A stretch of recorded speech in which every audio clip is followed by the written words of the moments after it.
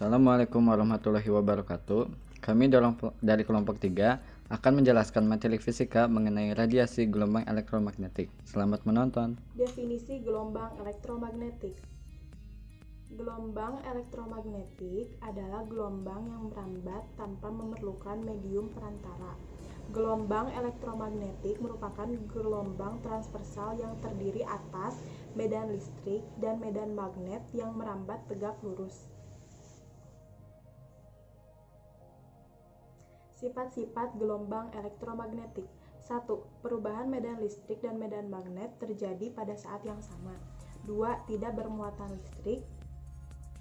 3. Merupakan gelombang transversal, yaitu arah getarnya tegak lurus dengan arah perambatannya. 4. Dapat mengalami polarisasi, pemantulan atau refleksi, pembiasan atau refraksi, interferensi, dan lenturan atau difraksi. 5. Dapat merambat melalui ruang hampa dengan kelajuan 3 × 10⁸ meter per sekon. Energinya tergantung pada besarnya frekuensi. Hal itu didasarkan pada persamaan Planck berikut. E sama dengan H dikali F atau H C per lambda. Keterangannya, E sama dengan energi radiasi, satuannya Joule. H sama dengan konstanta Planck. F sama dengan frekuensi, satuannya Hertz. C kelajuan cahaya sama dengan 3 dikali 10⁸ meter per sekon. Lambda panjang gelombang atau satuannya M. Cepat rambat gelombang elektromagnetik. Dengan rumus C sama dengan lambda dikali F. Keterangannya, C adalah cepat rambat gelombang elektromagnetik dengan ketetapan 3 dikali 10⁸ meter per second. Lambda adalah panjang gelombang dengan satuan meter, F ada frekuensi dengan satuan Hertz.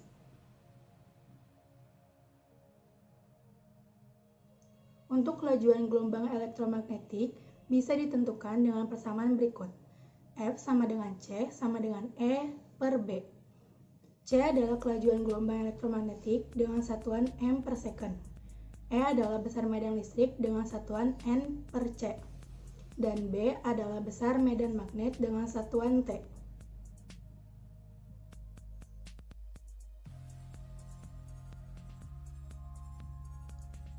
Spektrum gelombang elektromagnetik. Ada 7 spektrum, yaitu sebagai berikut. 1. Gelombang radio. Memiliki panjang gelombang terbesar dan frekuensi terkecil. Gelombang ini dihasilkan oleh elektron pada kawat penghantar. Elektron tersebut nantinya akan menghasilkan arus bolak-balik pada kawat.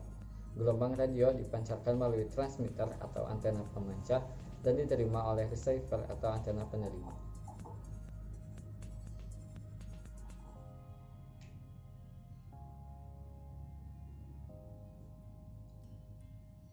Gelombang mikro memiliki frekuensi terkecil kedua setelah gelombang radio. Frekuensi gelombang mikro adalah 1010 Hz dengan panjang gelombang 3 mm.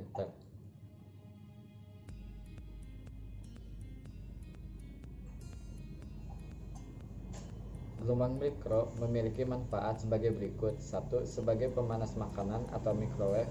2. Untuk komunikasi radar teknologi.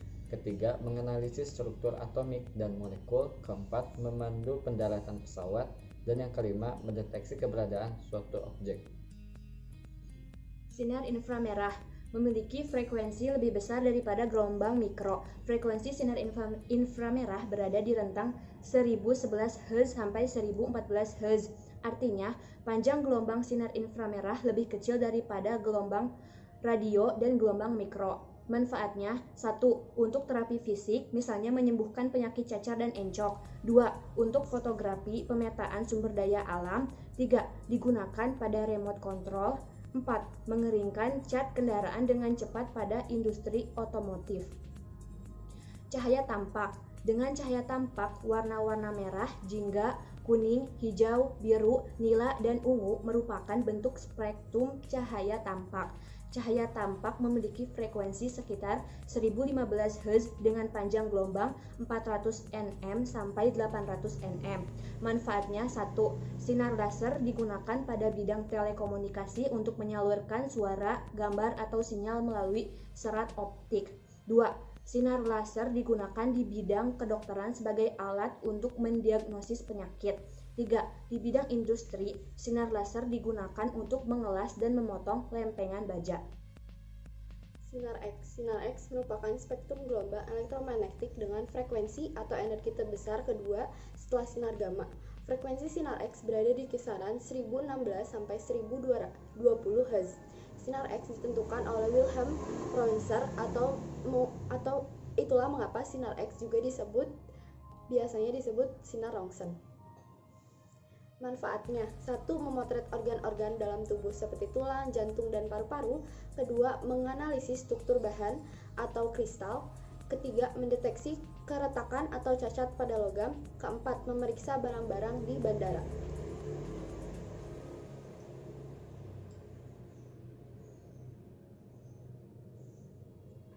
Sinar ultraviolet atau biasa disingkat dengan sinar UV merupakan spektrum gelombang elektromagnetik yang memiliki kisaran frekuensi 1015 sampai 1016 Hz. Panjang gelombang sinar UV adalah 10 sampai 100 nm. Sinar UV dihasilkan oleh radiasi sinar matahari.